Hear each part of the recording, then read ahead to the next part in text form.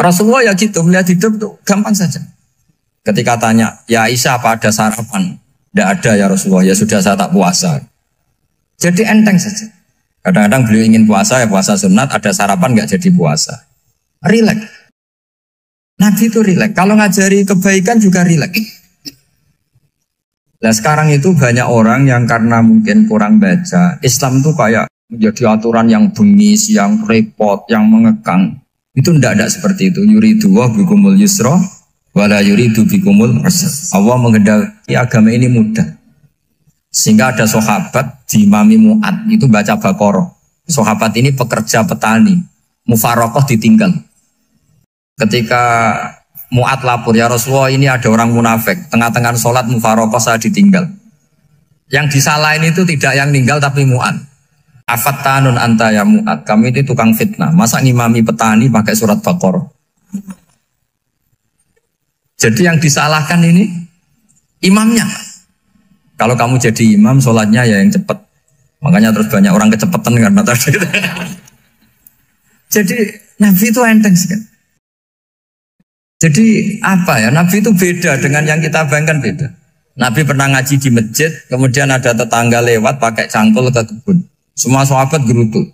Ini orang tidak benar, ada Nabi ngaji ditinggal saja ke kebun, tidak ikut ngaji. Jawabannya Nabi tidak, itu bagus, itu ikut sunnah saya. Kenapa ya Rasulullah? Dia kerjanya nyari halal.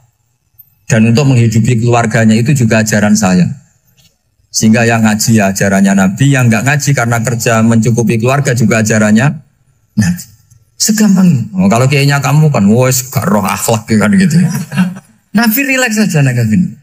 Sampai bisa lihat itu di Ihya, di bab Fadhailul Kasbi. Makanya ini penting sekali supaya orang itu berpikir Islam atau mendakwahkan Islam itu berdasar sanad. Ya, yang mutasil yang pernah dilakukan Rasulullah SAW. Sesuatu yang dilarang Allah itu pasti madharat. Maka untuk melarang seseorang bergantung sama narkoba misalnya atau hal-hal yang bahaya pada fisik, itu satu tentu bagi ahlullah, tentu karena takut Allah.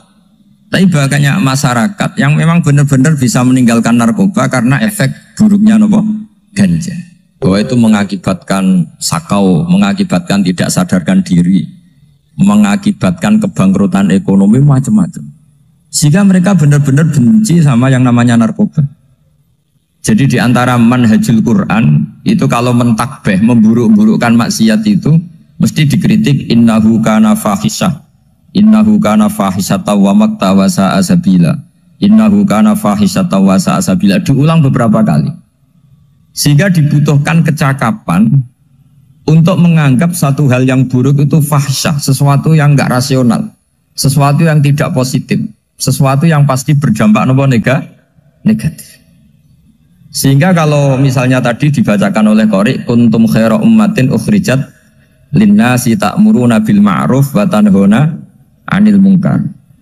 Untuk berhenti dari kemungkaran itu satu takbihun litil kal mungkar atau litil kal mungkarat, bahwa mungkarat itu kita cap, kita stigmasi bahwa itu buruk sekali. Seperti Nabi mengajarkan pemuda tadi, masa kamu suka ibu kamu digitukin lelaki lain, putri kamu, bule kamu, bude kamu, sehingga orang ini pikirannya termindset betapa buruknya zina. Sama seperti kita sukses memindset betapa buruknya narkoba, betapa buruknya bahan-bahan terlarang. Begitu juga seterusnya, terus pengkhianat dan sebagainya. Tapi problem manusia adalah dia itu akan mencari kebahagiaan atau kesenangan sesaat. Maka caranya gimana?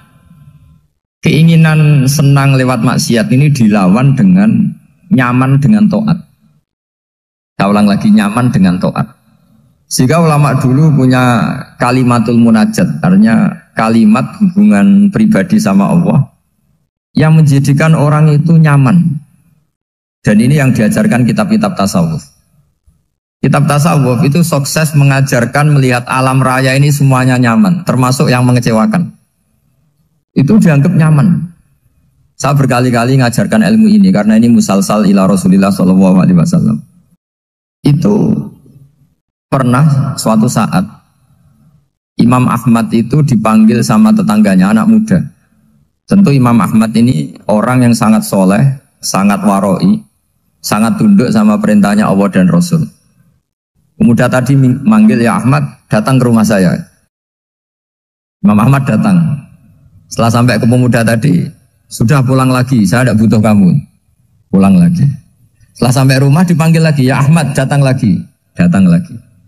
Oh, saya tidak jadi butuh, pulang lagi. Sampai 3 kali. Dan itu perangai ekspresi Imam Ahmad itu atau ulama lain yang sesoleh beliau itu nyaman, indah. Beliau tetap senyum-senyum nyaman. Beliau tidak tersinggung, tidak terprovokasi, ya pokoknya tidak tersinggung, kelihatan nyaman. Lama-lama pemuda ini terus tanya, ya Ahmad, kamu saya perlakukan seperti ini kok tidak tersinggung? Kamu senyum-senyum saja, happy-happy saja. Jawabnya Imam Ahmad itu unik. Wahai pemuda, saya kamu panggil itu senang sekali.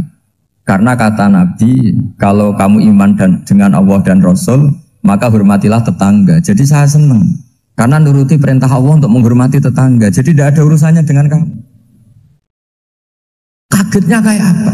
Jadi dipanggil tetangga ya senang karena melakukan perintahnya Allah dan Rasul, yaitu ikramul jar, fal yukrim jarahu.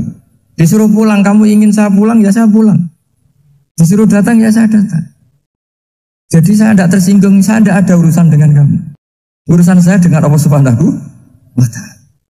Itu kalau bapak-bapak istrinya ngomel terus sabar itu ya bagus. Saya tidak punya urusan. Kalau kamu terprovokasi oleh istri, berarti kamu didikte oleh makhluk. Masa seorang rektor didikte makhluk? Kan tidak keren. Apalagi seorang Habib didikte makhluk, kan tidak keren.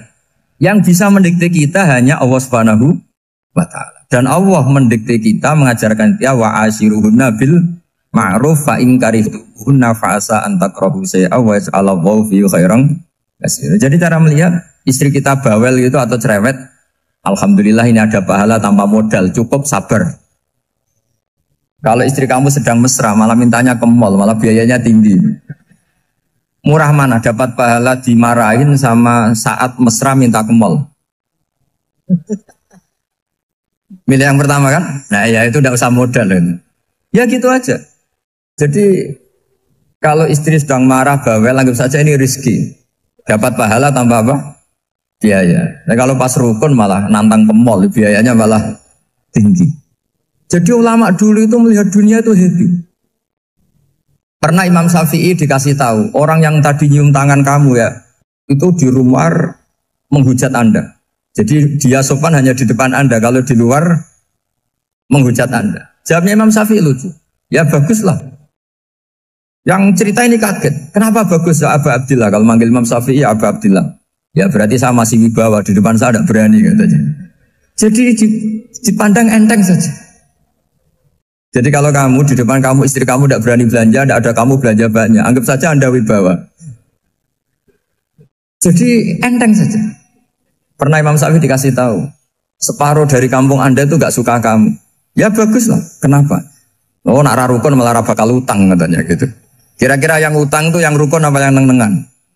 Yang rukun. Jadi enteng saja. Masyhur itu makalahnya Imam Syafi'i. Waman asa'a ilaika faqad atlaqaka. Orang yang berbuat buruk sama kamu berarti membebaskan kamu. Kalau saya sedang nenengan sama Habib Hasan Toha Putra, beliau naik Alphard gak nawarin saya sah karena baru nenengan. Tapi kalau sedang rukun malah harus repot mana? Rukun sama ndak rukun? Repot rukun sebetulnya. Jadi Imam Syafi'i itu happy saja. Kalau sedang rukun sama tetangga ya dianggap rukun itu satu kenikmatan.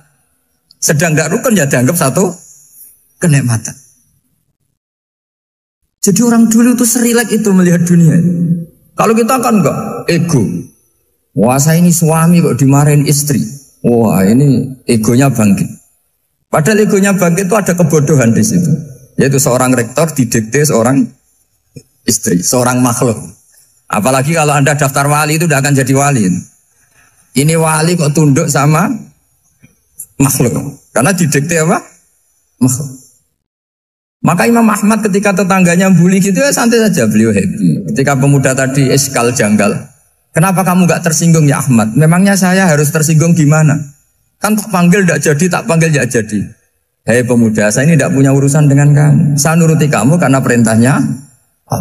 Saya senang melakukan perintah Allah, harus berbaik sama kamu.